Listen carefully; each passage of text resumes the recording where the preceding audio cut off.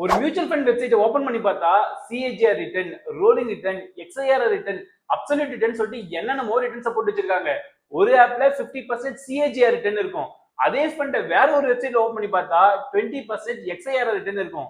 அப்படின்னா என்ன, ஒரு ரிட்டர்ன்ஸ்க்கு என்னதான் டிஃபரன்ஸ் இருக்கு, நாம எந்த ரிட்டர்ன்ஸை பார்த்து அனலைஸ் பண்ணணும் அப்படின்னு சொல்லிட்டு டீடைல்ல இந்த வீடியோல சிம்பிளா பார்க்க போறோம். Let's get into the video.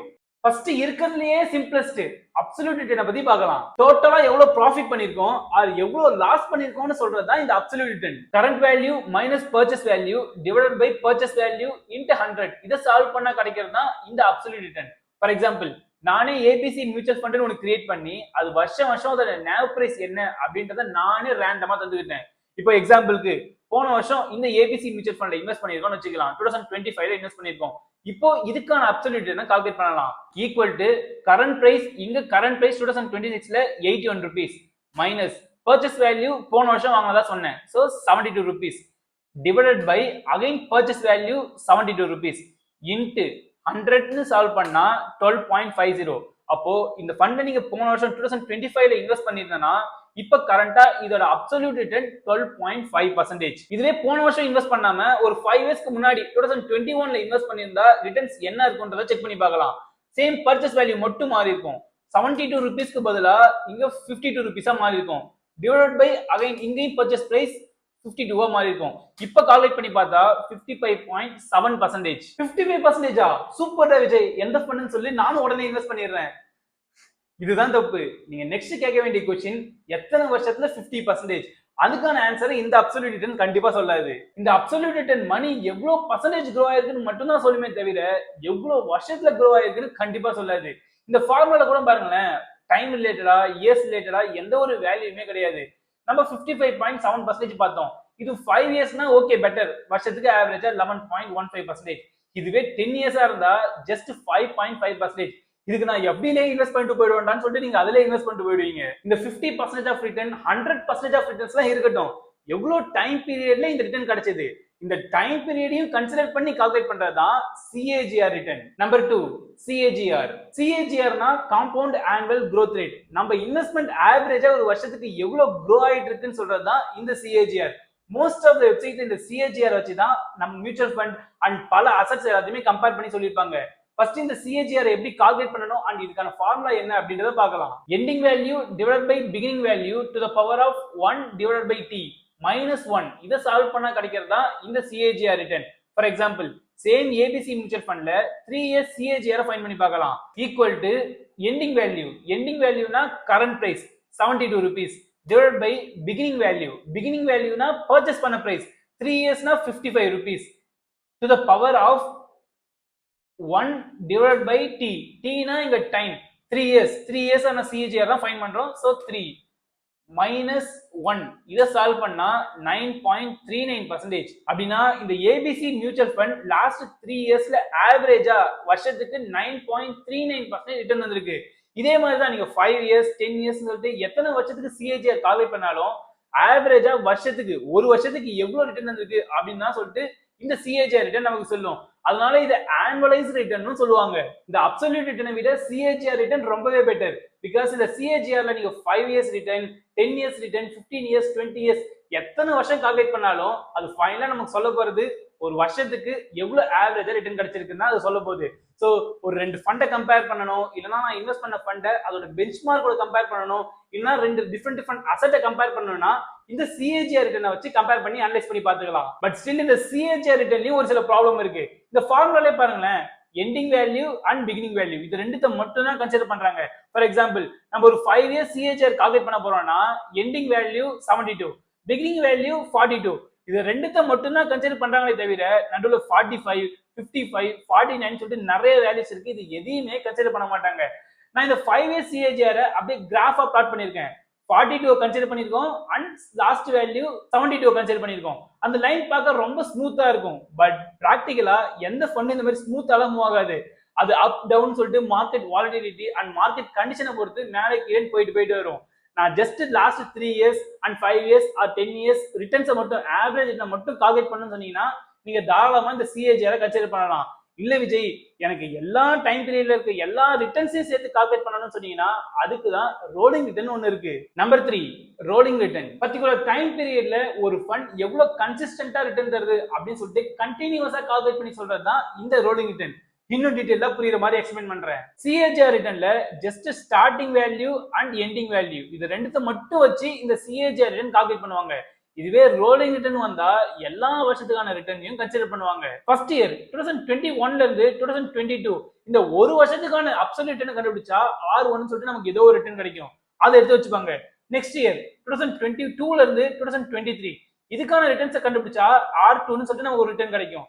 Next year 2023 to 2024 இந்த ரிட்டர்ன் கால்குலேட் பண்ணா R3ன்னு ஒரு ரிட்டர்ன் கிடைக்கும். நெக்ஸ்ட் அதே மாதிரி next year R4, next R5 இந்த எல்லா ரிட்டர்ன்ஸையும் ஆவரேஜ் பண்ணா நமக்கு கிடைக்கிறது தான் ரோலிங் ரிட்டர்ன். இதுதான் 5 years with 1 year rolling period அப்படின்னு சொல்லுவாங்க. இதுல 5 இயர்ஸ்னா எவ்வளவு டைம் பீரியட்? டோட்டலா 5 இயர்ஸ்க்கான ரிட்டர்ன்ஸை கால்குலேட் பண்ணிருக்கோம். 2021ல இருந்து 2026 டோட்டலா 5 இயர்ஸ். 1 இயர் ரோலிங் பீரியட்னா எவ்வளவு எந்த இன்டர்வெல்ல கண்டுபிடிச்சிருக்கோம்? நம்ம ஒரு வருஷமா ஆவரேஜ் பண்ணி தனித்தனியா கண்டுபிடிச்சு ஆவரேஜ் பண்ணிருக்கோம். அதனாலதான் இந்த 5 இயர்ஸ் வித் 1 இயர் ரோலிங் பீரியட்னு சொல்றாங்க.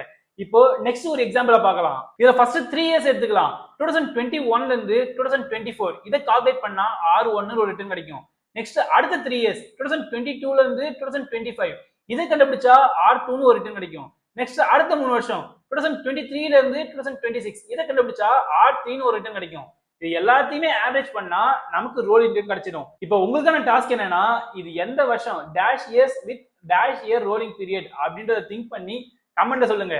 இது நீங்க கரெக்டா சொல்லிட்டீங்கன்னா இந்த ரோலிங் ரிட்டர்ன் கான்செப்ட் உங்களுக்கு கிளியரா புரிஞ்சிச்சுன்னு அர்த்தம். நம்ம இவ்வளவு நேரம் அண்டர்ஸ்டாண்ட் பண்ணதை வச்சு இந்த டேட்டாக்கான ரோலிங் ரிட்டர்னை ஃபைண்ட் பண்ண போறோம். Last 10 years with 1 year rolling period தான் இந்த ரிட்டர்னை ஃபைண்ட் பண்ண போறோம். அப்படின்னா லாஸ்ட் 10 இயர் டேட்டாவை எடுத்து வச்சுக்கிட்டு 1 இயர் ரிட்டர்ன்லாம் தனித்தனியா ஃபைண்ட் பண்ணி ஆவரேஜ் பண்ண போறோம். ஃபர்ஸ்ட் 1 இயர்க்கான ரிட்டர்ன் 16.67%.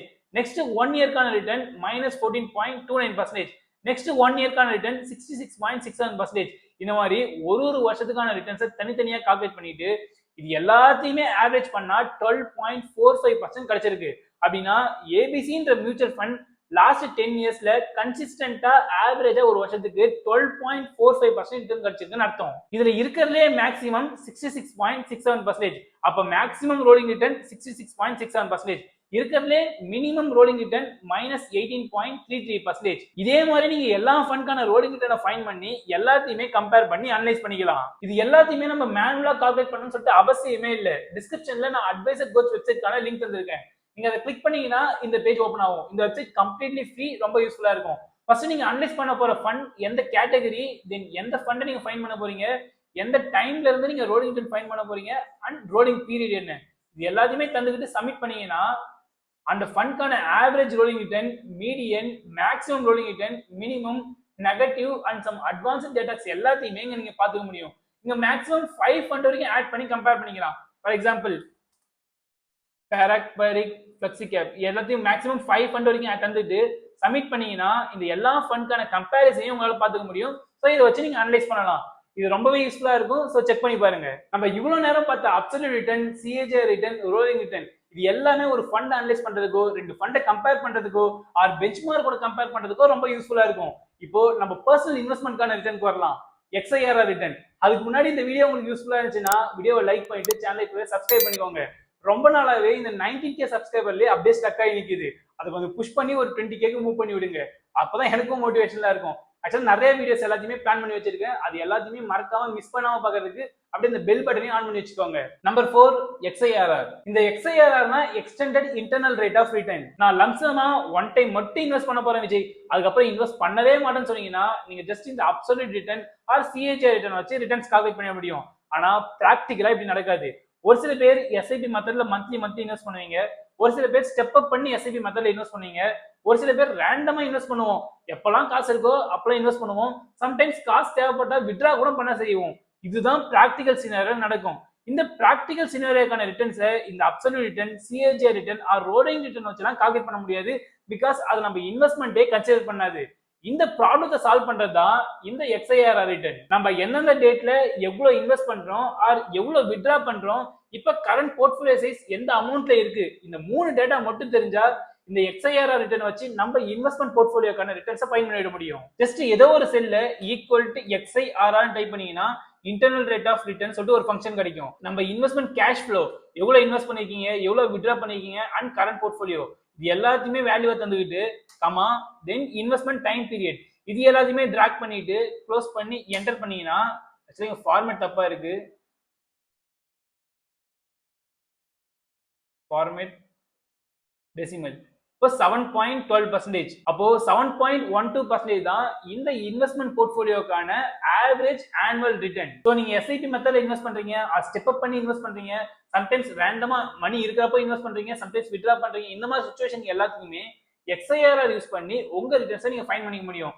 ஃபைனலா நீங்க வருஷத்துக்கு ஆவரேஜா உங்க போர்ட்ஃபோலியோ எவ்வளவு ரிட்டர்ன்ஸ் ஜெனரேட் பண்ணிருக்கு அப்படின்றதான் இது அவுட்புட்டா தரும். இந்த எக்ஸல் ஷீட் உங்களுக்கு யூஸ்ஃபுல்லா இருக்குமான்னு தெரியல, ஜஸ்ட் உங்களுக்கு தேவைப்பட்ட கமெண்ட்ல சொல்லுங்க, நான் டிஸ்கிரிப்ஷன்ல ஷேர் பண்றேன். இந்த எல்லா ரிட்டர்ன்ஸையுமே சிம்பிளா அண்டர்ஸ்டாண்ட் பண்ணலாம். நான் ஷார்ட் டர்ம் கெயினை மட்டும் கால்குலேட் பண்ண போறேன் விஜய், எனக்கு டைம்லாம் இம்பார்ட்டன்ட் இல்ல, ஜஸ்ட் ரிட்டர்ன் மட்டும் தெரிஞ்சா போதும் சொன்னீங்கன்னா நீங்க இந்த அப்சல்யூட் ரிட்டர்னை யூஸ் பண்ணி கால்குலேட் பண்ணிக்கலாம். ஜெனரலா லாஸ்ட் 1 இயர் ரிட்டர்னை மட்டும் ஃபைண்ட் பண்ணி அனலைஸ் பண்றதுக்குலாம் இந்த அப்சல்யூட் ரிட்டர்ன் யூஸ் பண்ணுவாங்க. Next CAGR return, long term lump sum investment பண்ணிட்டு ஆவரேஜா ஒரு வருஷத்துக்கு எவ்வளவு ரிட்டர்ன் கிடைச்சிருக்கு அப்படின்னு தெரிஞ்சுக்கணும்னு நினைச்சீங்கன்னா நீங்க இந்த CAGR ரிட்டர்னை கால்குலேட் பண்ணலாம். மோஸ்ட்லி இந்த CAGR ரிட்டர்னை மியூச்சுவல் ஃபண்ட் அனலைஸ் பண்றதுக்கு யூஸ் பண்ணிப்பாங்க.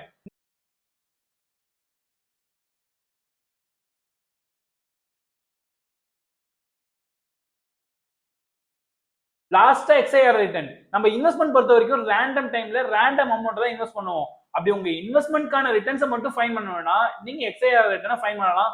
இதுவும் சேம் ஆவரேஜா ஒரு வருஷத்துக்கு எவ்வளவு ரிட்டர்ன் வந்திருக்கு அப்படின்றத இந்த XIRR ரிட்டர்ன் சொல்லும். நெக்ஸ்ட் டைம் ஏதோ ஒரு மியூச்சுவல் ஃபண்ட் ஆப்ல ஏதோ ஒரு ரிட்டர்ன்ஸை பார்த்தா அது என்ன ரிட்டர்ன் எப்படி கால்குலேட் பண்றாங்கன்னு சொல்லிட்டு உங்களால ஈஸியா அண்டர்ஸ்டாண்ட் பண்ணிக்க முடியும் நம்புறேன். இந்த வீடியோ உங்களுக்கு ஃபுல்லா அண்டர்ஸ்டாண்ட் ஆயிடுச்சுன்னா ஜஸ்ட் கமெண்ட்ல ஒரு தம்ஸ் அப் தந்துருங்க. எப்பயுமே ரிட்டர்ன்ஸ் பார்க்கும்போது அந்த பர்சன்டேஜை மட்டும் பார்க்காம அது என்ன ரிட்டர்ன்றதை அண்டர்ஸ்டாண்ட் பண்ணிக்கோங்க. அந்த பேசிக் அந்த சிம்பிள் அண்டர்ஸ்டாண்டிங்ல நம்மளால பெட்டர் இன்வெஸ்ட்மெண்ட் டெசிஷனே எடுக்க முடியும். That's it for today. It's just a beginning. More things to learn. We'll grow together and escape from normalcy. Stay tuned. See you soon, warriors.